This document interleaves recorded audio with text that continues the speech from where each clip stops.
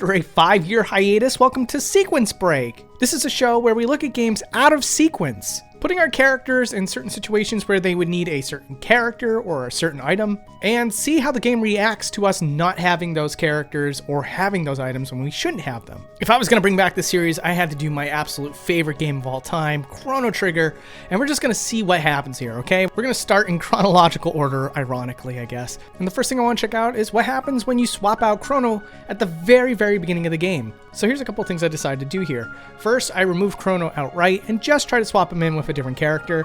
And sadly, what happens is that Chrono just completely disappears, and any party member that gets swapped in also just doesn't exist. So once the cutscene's over and you're supposed to take control of Chrono, there's obviously no character to control, and therefore you are just locked out of the game. That got me a different idea. All right, what if we put Chrono in like slot 2 or slot 3 and made the main character someone else? When that happens, Chrono is able to fulfill the cutscene. However, again, the whole point here is that you're supposed to be in control of a completely different character as player 1. And when there is no character, like you're seeing here, sadly, the only thing you can do is just push the menu button. So at least there's some controller functionality when you do this. All right, now let's talk about something that's really fun, palette swapping characters.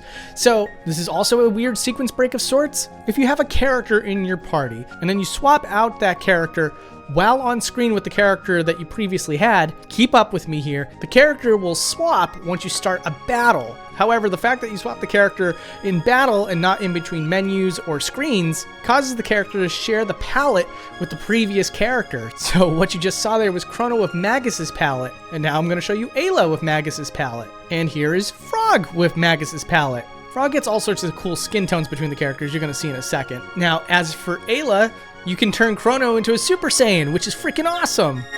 And naturally, you can do the same for Magus and turn his pants into street dividers. Frog ends up getting yellow gloves and a pinkish hue. He kind of almost resembles Majin Buu. Oops, did I rhyme? And with Robo, the color palette's kind of go in a way that you wouldn't expect. Magus gets sort of light greenish and gray. Frog gets a cool pink sword. And Chrono gets a gray outfit with dark brown skin and also like a light green haircut. I did mess around with Luca a little bit, but she just turns into a discolored mess. Alright, so from here I removed Chrono and I injected Magus. And one of the first things I thought was really interesting was that I guess at any point in the game, if you don't have Chrono in your party and you're talking to Chrono's mom, she will ask about how Chrono's doing.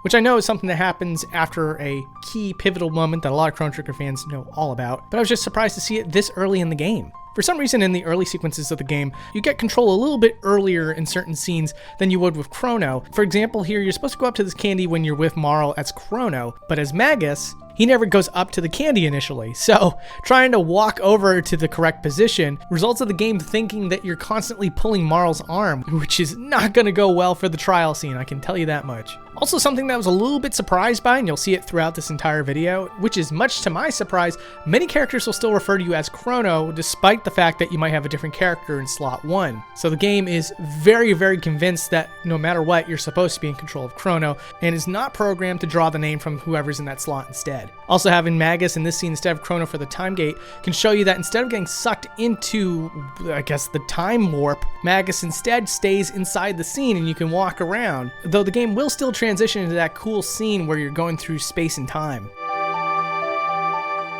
Now, there might be a little bit of a running theme here throughout this entire video, but I do kind of want to just go over all these instances with you. The first instance that I was able to find where if you don't have a certain character in your party, the game will still talk to basically itself. And what's really cool is that when the character's not in your party, the dialogue that that character would have just doesn't exist in a lot of cases. Like here with Frog talking to Queen Lean. Obviously, I just showed you what it looks like normally, but here's an example where Frog is not in the party and Queen Lean just sort of talks without him.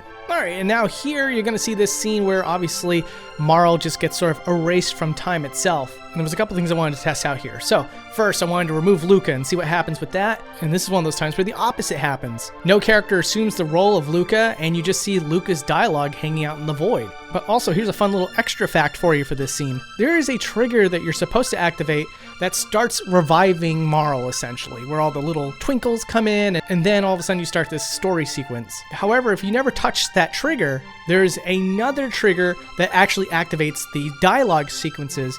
And without Marl in the scene, your characters just sort of line up into position and the game freezes because there's no script that allows Marl to talk to the player. And now if we move on to the trial, obviously you're supposed to have Chrono for this because it's Chrono's trial. So what's going to happen if you don't have Chrono in your party the second you start the trial? Well, nobody shows up.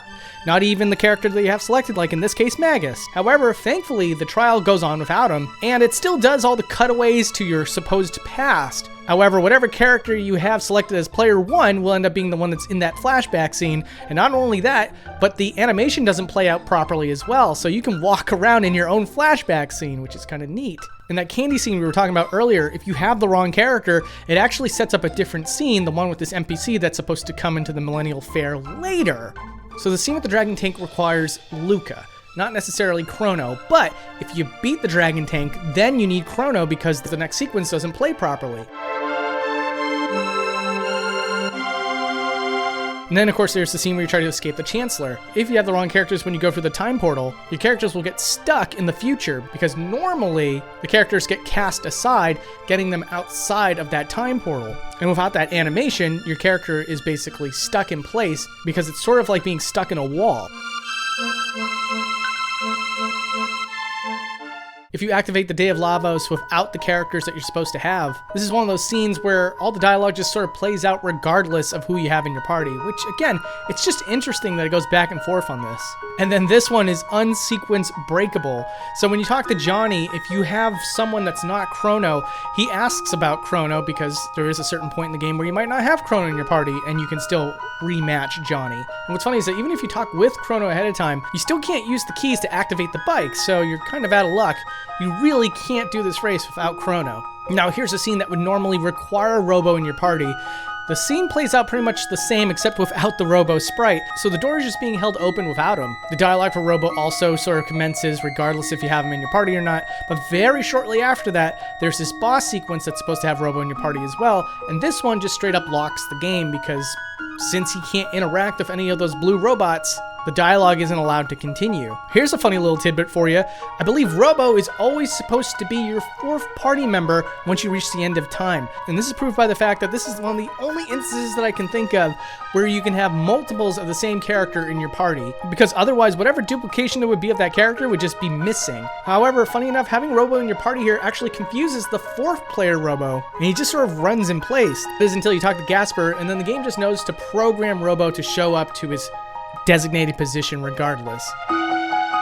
Now this one is pretty hilarious. This is when you go to get the Masamune, which I loved calling the Masamune as a kid. That aside though, you are definitely not supposed to have Ayla or Frog in your party during this sequence. But if you do and you talk to one of the halves of the sword, your party members will just float into the sky and just leave. This is something that's supposed to happen after you beat the boss, not before.